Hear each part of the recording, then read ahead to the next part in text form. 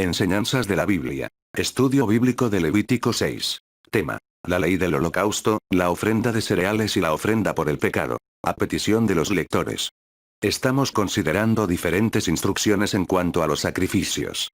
Analizaremos que cuando una persona pecaba contra otra, no solo debía ofrecer un sacrificio por su pecado, sino que también debía restituir aquello que había dañado. También consideraremos el holocausto continuo, que nos recuerda nuestra necesidad de consagrarnos constantemente a Dios, siguiendo el ejemplo perfecto de Cristo. Los capítulos 6 y 7 presentan la ley de las ofrendas. En realidad, la ley de las ofrendas concernía a los sacerdotes y a su papel y porción particular en ellas. Esta ley podría definirse como las reglas especiales para los sacerdotes que servían en el altar de Dios. Esta sección se inicia con directrices específicas para los sacerdotes y un mandato para Aarón y sus hijos. Ya que los sacerdotes que servían en el altar, estaban implicados en todas las ofrendas del altar del holocausto. Todo esto era una sombra de la realidad en el cielo, donde Cristo, nuestro gran sumo sacerdote, ejerce su servicio. Dice la carta a los Hebreos 8, 3, 5. Porque todo sumo sacerdote está constituido para presentar ofrendas y sacrificios, por lo cual es necesario que éste también tenga algo que ofrecer. Así que si él estuviera sobre la tierra, ni siquiera sería sacerdote, habiendo sacerdotes que presentan las ofrendas según la ley, los cuales sirven a lo que es copia y sombra de las cosas celestiales, tal como Moisés fue advertido por Dios cuando estaba a punto de erigir el tabernáculo. Pues, dice él: mira, haz todas las cosas conforme al modelo que te fue mostrado en el monte. Hay otra característica notable. Cristo es no solo el sacerdote, sino también Él es el sacrificio, porque se ofreció a sí mismo. Dice la citada carta a los Hebreos 10, 5, 12. Por lo cual, al entrar Él en el mundo, dice: sacrificio y ofrenda no has querido, pero un cuerpo has preparado para mí. En holocaustos y sacrificios por el pecado no te has complacido. Entonces dije: he aquí, yo he venido, en el rollo del libro está escrito de mí, para hacer, oh Dios, tu voluntad. Habiendo dicho arriba: sacrificios y ofrendas y holocaustos, y sacrificios por el pecado no has querido, ni en ellos te has complacido, los cuales se ofrecen según la ley, entonces dijo: he aquí, yo he venido para hacer tu voluntad. Él quita lo primero para establecer lo segundo. Por esta voluntad hemos sido santificados mediante la ofrenda del cuerpo de Jesucristo una vez para siempre. Y ciertamente todo sacerdote está de pie, día tras día, ministrando y ofreciendo muchas veces los mismos sacrificios, que nunca pueden quitar los pecados. Pero él, habiendo ofrecido un solo sacrificio por los pecados para siempre, se sentó a la diestra de Dios. Tú y yo tenemos un sumo sacerdote en el cielo, que está ocupado constantemente en su servicio sacerdotal. Cuando el texto que leímos dice que se sentó, significa que la obra de la redención había concluido. Esta expresión es similar a aquella que decía que Dios descansó en el séptimo día porque la creación estaba completa. No significaba que él estaba cansado e interrumpió su labor. El Señor está bien ocupado. Murió aquí en la tierra para salvarnos y se encuentra allí a la derecha de Dios para interceder por nosotros. Tú y yo debiéramos mantenernos en contacto con Él a través de la oración. Estoy hablando de una realidad espiritual.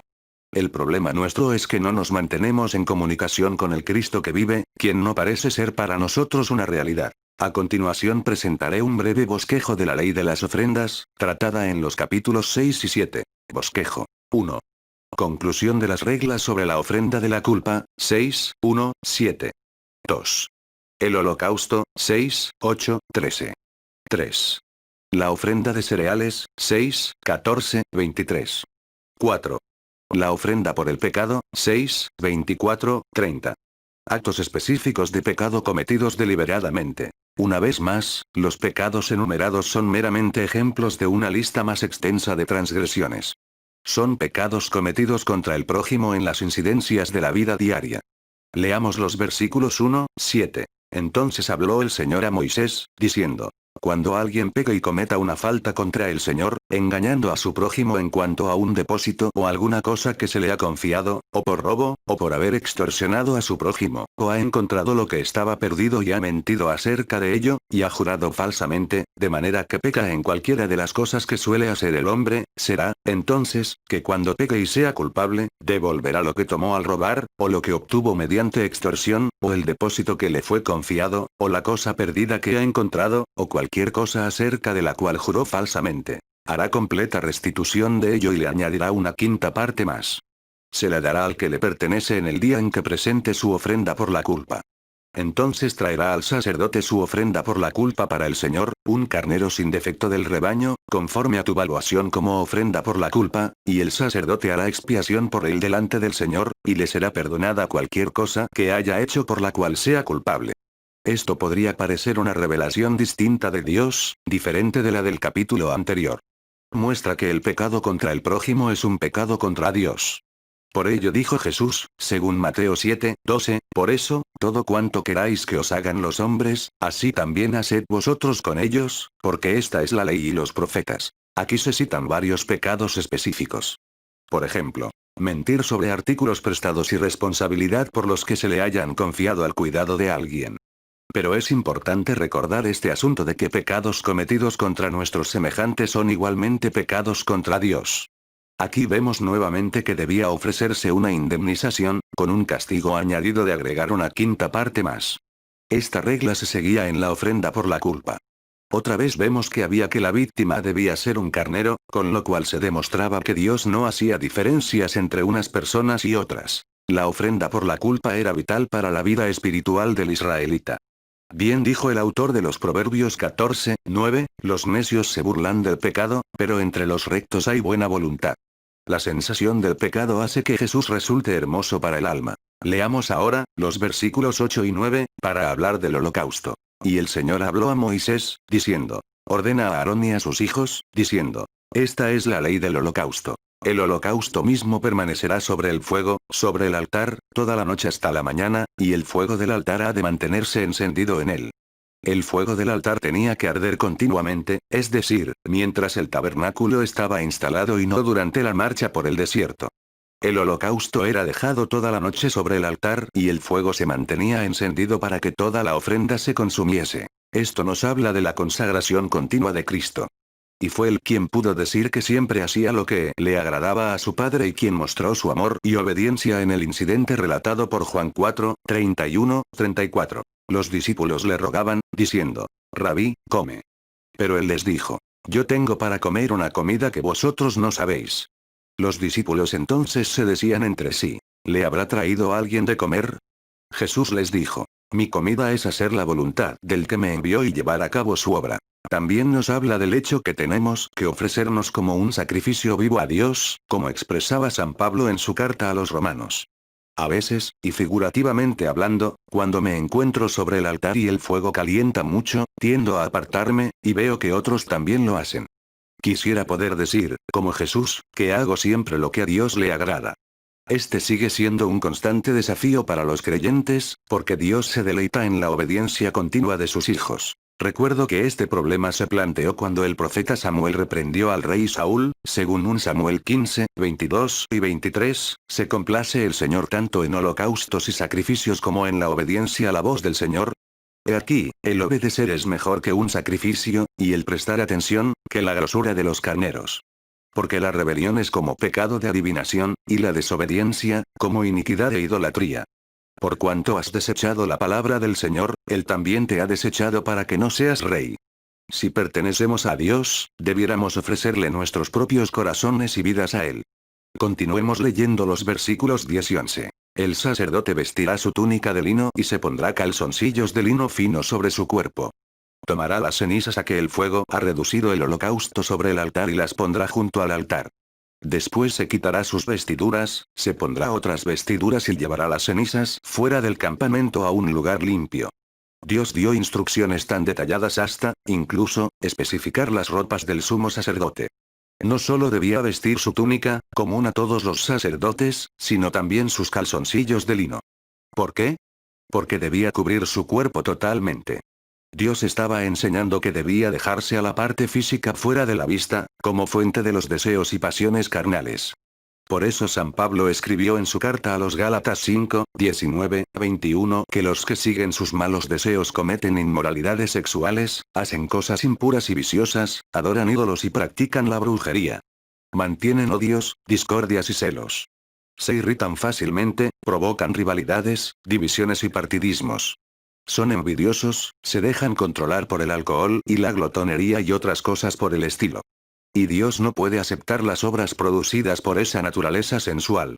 Solo el fruto producido por el Espíritu le resulta aceptable.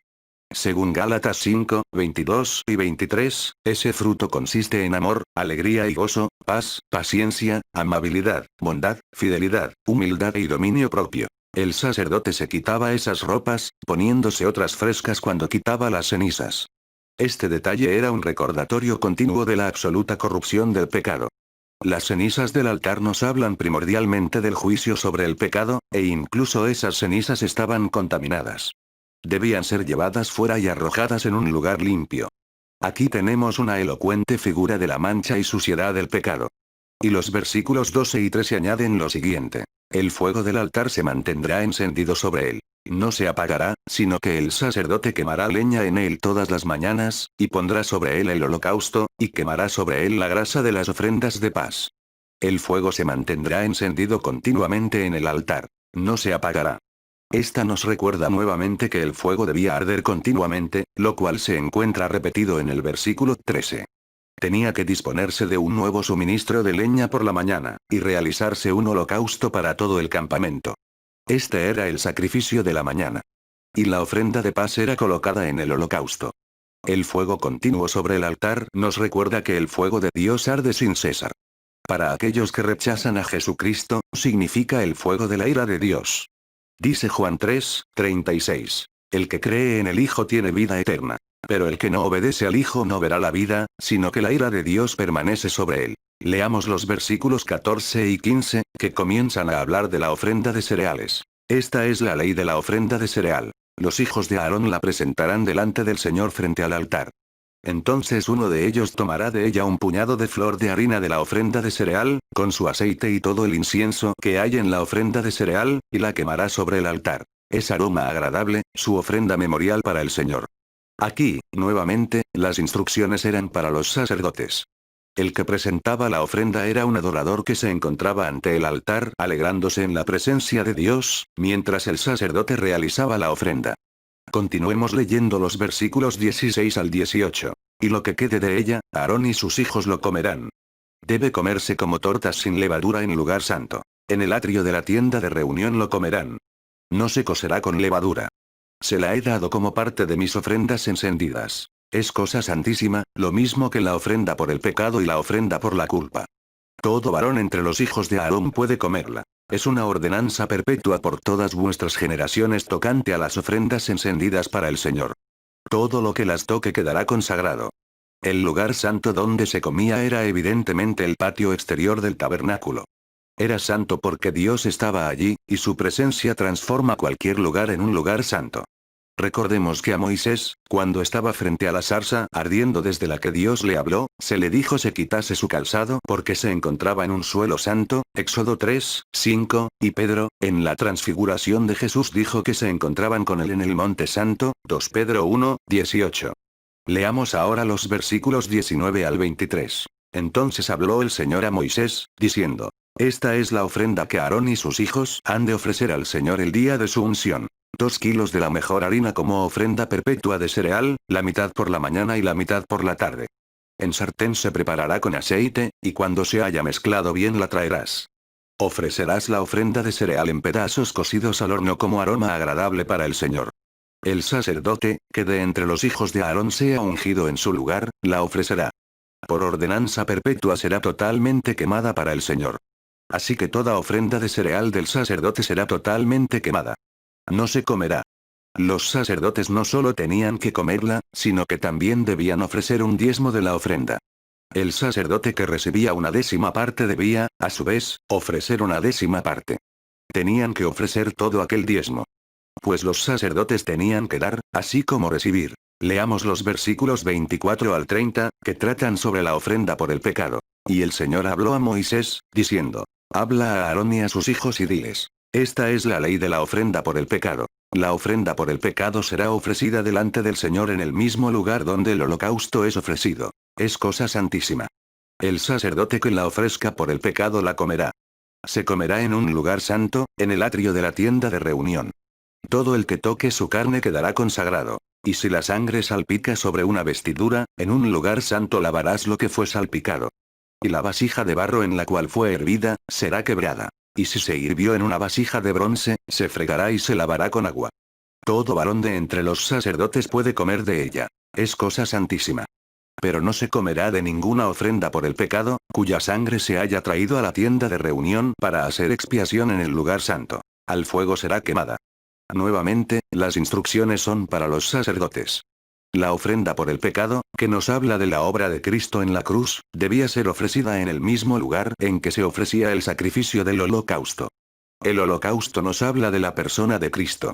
Cristo tenía que ser santo, inocente y sin pecado para ser él mismo una ofrenda satisfactoria por el pecado. Tenía que ser capaz de salvar. Es por eso que el nacimiento virginal era esencial para el plan de la salvación y él fue concebido por el Espíritu Santo en una virgen, la Virgen María. Así, esta ofrenda por el pecado fue santa porque Cristo, aunque fue hecho pecado por nosotros, al cargar con nuestros pecados en la cruz. Y fueron mi pecado y el tuyo los que causaron su muerte, al no tener el pecado. Él no murió simplemente porque fue detenido por los romanos, porque podía haberse retirado de esta tierra en cualquier momento. Y le dijo a Pedro que podía disponer de legiones de ángeles para intervenir a su favor, si así lo hubiera deseado. Pero prefirió morir en lugar nuestro. En un momento de este estudio hemos dicho que, si verdaderamente pertenecemos a Jesucristo, es decir, si somos salvos, debiéramos ofrecerle a Él nuestros corazones y vidas. Pero hay una advertencia oportuna que quisiera destacar. Si alguien hiciese una profesión de fe meramente exterior, vacía de contenido por no corresponderse con su realidad personal, esa persona estaría ofreciendo una imagen falsa y engañosa que, incluso podría resultar convincente. Uno puede, a veces, adoptar ciertas decisiones equivocadas con la buena intención de complacer a los demás o, simplemente, por motivos sociales o para facilitar la convivencia con otras personas. Pero a Dios, no se le puede engañar, ya que Él, como Creador nuestro, conoce hasta nuestros pensamientos más íntimos. Se impone, entonces, una reflexión, un examen sincero, y en profundidad. Y si quieres fijar un punto de partida, el comienzo de una nueva experiencia vital definitiva, y tienes el deseo de agradar a Dios, la Biblia tiene, una vez más, la respuesta. En una ocasión, los discípulos de Jesús le formularon una pregunta interesante. El incidente quedó registrado en el Evangelio según Juan 6, concretamente en los versículos 28 y 29. Entonces le dijeron, ¿qué debemos hacer para poner en práctica las obras de Dios? Respondió Jesús y les dijo, esta es la obra de Dios, que creáis en el que Él ha enviado. Hasta nuestro próximo encuentro, estimado amigo, amiga, oyente. Que Dios le haya bendecido a través de su palabra.